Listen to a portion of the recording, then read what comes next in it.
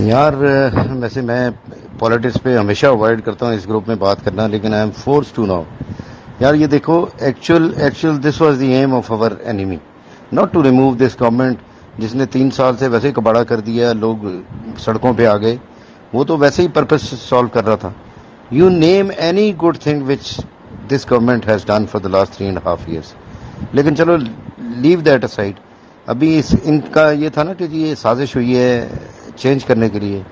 خدا کی قسم ایکچوئل سازش ہوئی ہے، اور لیکن ایکچوئل سازش جو ہوئی ہے وہ ہوئی ہے for the first time in the history of Pakistan کہ جنرل پبلک کو ان بھائی صاحب نے فوج کے خلاف کھڑا کر دیا ہے. And this is what your enemy wanted.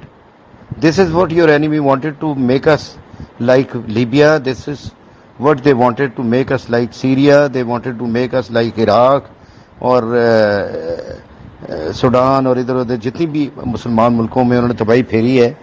Actual مقصد تو ان کا یہ ہے، یہ گورنمنٹ زرداری کی چینج ہو جائے، شہباز شریف کی چینج ہو جائے، یا عمران خان کی چینج ہو جائے، اس سے ان کو کیا فرق پڑتا ہے یار. یہ تو وہ if you read the history تو ہمیشہ یہ بڑی پاورز جو ہیں یہ گورنمنٹس چینج کراتی ہیں، لے کے آتی ہیں. آپ لوگوں کو یہ تب کیوں نہیں خیال آیا جب اوپنلی دھاندلی ہوئی اور ایک بندے کو لایا گیا، جبکہ پنجاب میں میاں نواز شریف کو زندگی میں کبھی ایک ووٹ بھی نہ دوں، لیکن پنجاب اسمبلی میں تو وہ جیتے ہوئے تھے. 109 سیٹیں تھیں، اس کے باوجود ان کی حکومت بن گئی. وہ کیسے بنی؟ انہوں نے بندے خریدے نا. اس وقت ضمیر نہیں بکا تھا، اس وقت وہ رائٹ تھا، جائز تھا. الیکٹیبلز کو لینا جائز تھا. بڑی بڑی باتیں اپنی جگہ ہو گئیں اور انہوں نے بندے خریدے اور اپنی دھونس اور دھاندلی سے حکومت بنا لی.